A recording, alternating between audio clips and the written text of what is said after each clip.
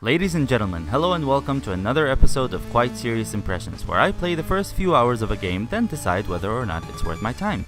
And today we're going to be looking at Bloodstained, Curse of the Moon, developed and published by Inti Creates. Before we talk about the game though, let's talk about Bloodstained Ritual of the Night. Back in 2015, Koji Igarashi, the mastermind behind Castlevania games such as Symphony of the Night and Dawn of Sorrow, decided to launch a Kickstarter campaign for a spiritual successor called Bloodstained, Ritual of the Night. Seeing how the campaign reached 11 times its goal, I guess you could say it was a successful one. Let's just hope the actual game delivers and doesn't Mighty Number 9 it up. But I digress. One of its stretch goals was an 8-bit minigame that would act as its prequel, and that game is Bloodstained, Curse of the Moon. Unlike Ritual of the Night though, Curse of the Moon draws its inspiration from the NES Castlevania games, specifically Castlevania 3, Dracula's Curse. So now that the game is out, how is it? Is it good enough to stand on its own? Seeing how it's a minigame, is it worth the asking price?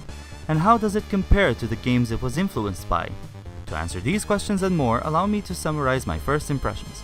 You play as Zangetsu, a man who's been given the moon's curse by demons on his quest to kill every demon he comes across.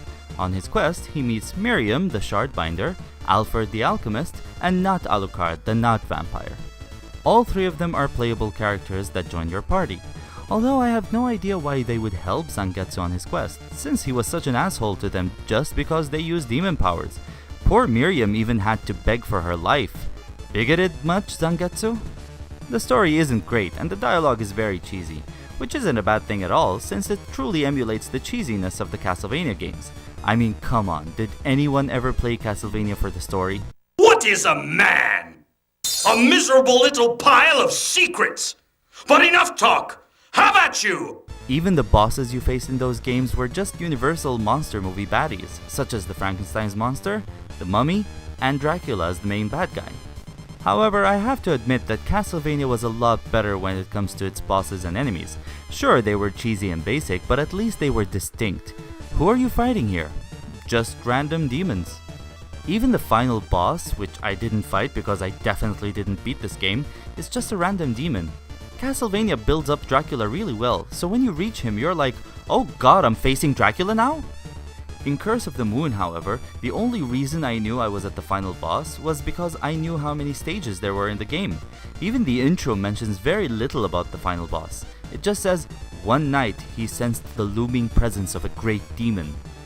As for the game's graphics, they are a double-edged sword. On the one hand, they emulate the NES feel perfectly. On the other, they emulate the NES feel perfectly. So whether you like the visuals of this game or not depends entirely on where you stand on NES graphics. I, for one, adored the visuals. I might be biased since Castlevania 1 is one of my all-time favorites. Love them or hate them though, you can't deny how true the game is to its inspiration. The colors, the animation, the level design, everything just screams Castlevania. Even the enemies. Most of them are just reskins of Castlevania enemies, but for the most part they still look unique. Unlike the enemies in Castlevania, which were inspired by Gothic fantasy, these demons seem to be inspired by Japanese folklore. As I mentioned before, the bosses are just random demons, but that's not to say they aren't interesting. Quite the contrary, most of them are quite unique and have extremely creative and downright beautiful designs. And the music? Words can't describe it.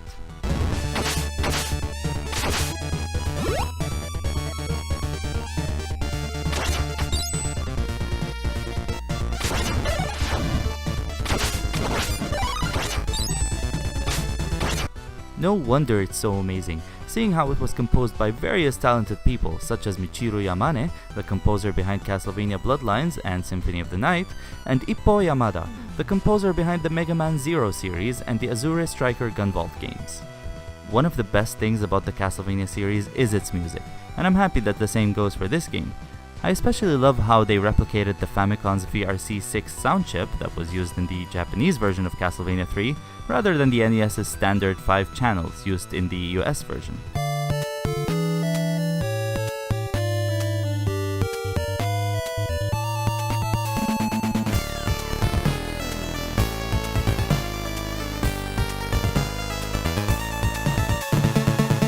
Curse of the Moon is a love letter to Castlevania fans, and is heavily inspired by Castlevania 3.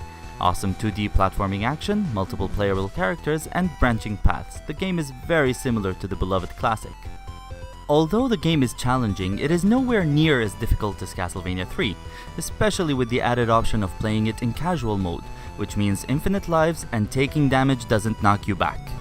You've got 4 characters to play as, each with their own playstyle. Unlike in Castlevania 3, where you only have one companion at a time, you can switch between all 4 characters at will. Every level has multiple routes, and one of them is a shortcut, indicated by these pointing skeletons. Most shortcuts can only be taken by a specific character, so if you don't have that character, you'll have to take the long way through the stage, which is significantly harder. I love this idea. Not only does it make the game a lot less linear and gives you an incentive to explore the levels for hidden items and upgrades, but it's a nice subtle way of punishing you for losing the character you needed for the shortcut. Well, nice for the most part. More on that later. Along with your primary weapon, there are secondary weapons, and each character uses their own unique ones. You find them in these lanterns, which brings me to a neat change from Castlevania 3. In that game, you break candles to either get a secondary weapon or a support item. You have no way of knowing what you're gonna get, which might result in some frustration losing a strong secondary weapon just because you broke a candle, expecting a heart or a tasty chicken leg, but instead getting a weaker weapon. Curse of the Moon eliminates that problem by making the lanterns that give you weapons a different color than the ones that give you support items. So when you find a purple lantern, you have the chance to be ready for a weapon you might not want. Oh, and by the way, this game does have hearts, but guess what they're used for? Ammunition for your weapon, just like in Castlevania 1 and 3? No, you use mana jugs for that in this game. Are they a form of currency like they were in Castlevania 2? Nope, this game has no such thing. Done guessing? Well, in this game, hearts refill your health. What kind of sense does that make? Anyway, back to the characters. Although each one of them has his or her own special moves, they generally play the same way. They all perform a normal attack, a secondary attack, save for not Alucard, jump, and die a lot. Just like in the NES Castlevania games, the controls are stiff, but not in a bad way. They are intentionally stiff. You can't control your character while jumping, and there's a slight delay on the attacks, forcing you to take your time and plan your next move. If you've never seen Egoraptor's Sequelitis video on Castlevania 2, I highly suggest you go watch it, as he talks about this in much more detail. He explains how it complements the level design in Castlevania 1, and I feel like that applies to Curse of the Moon as well. Miriam uses a long whip, can jump really high, and can slide through small openings. Alfred can perform useful spells such as this ring of fire that destroys anything it touches. He can also whack enemies with his stick, which cracks me up every time I see it. Not Alucard can shoot 3 knot bats out of his cape and can transform to a knot bat and fly around, helping you reach high areas or traverse wide chasms, and Zangetsu is cannon fodder. I'm not even joking, he is completely useless. His blade is too short, his secondary weapons are inferior to others, and he has no special powers whatsoever. So most of the time I just use him as a front to take all the damage on the way to the boss, because his death has no impact on your progress whatsoever. Oh yeah, the death mechanic.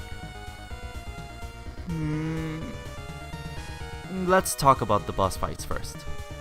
They are brilliant, very challenging and very imaginative. I especially love how most of them require you mastering your character's abilities, and once you do, and you get used to their attack patterns, the fights become extremely enjoyable. I do have 3 personal issues with them though. First off, the boss has no health bar. That's not really a bad thing, but it's nice knowing how close you are to beating them. Second, every boss does one last attack while dying, and it's usually difficult to avoid. Thankfully, it never killed me. Third is... yeah. The death mechanic. Each character has their own health bar, which is good, but when a character dies, you go back to the last checkpoint with that character dead, which is bad.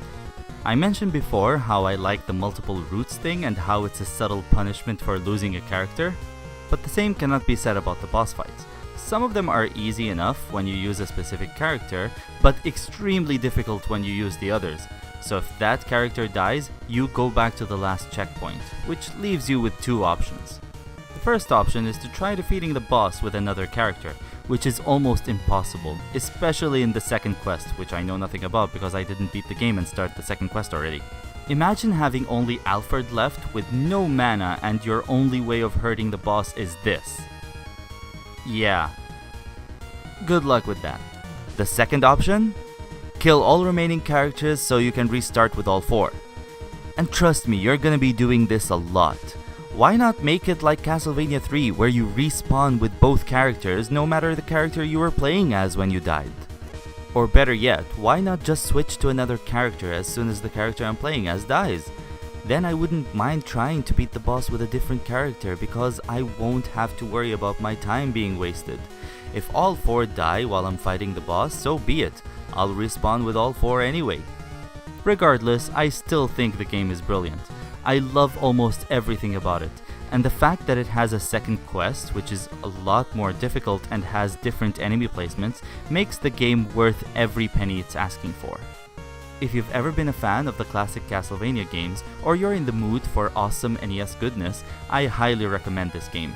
Curse of the Moon is available for $9.99 on Steam, PS4, PS Vita, Nintendo Switch, Nintendo 3DS, and alright, fine, you caught me.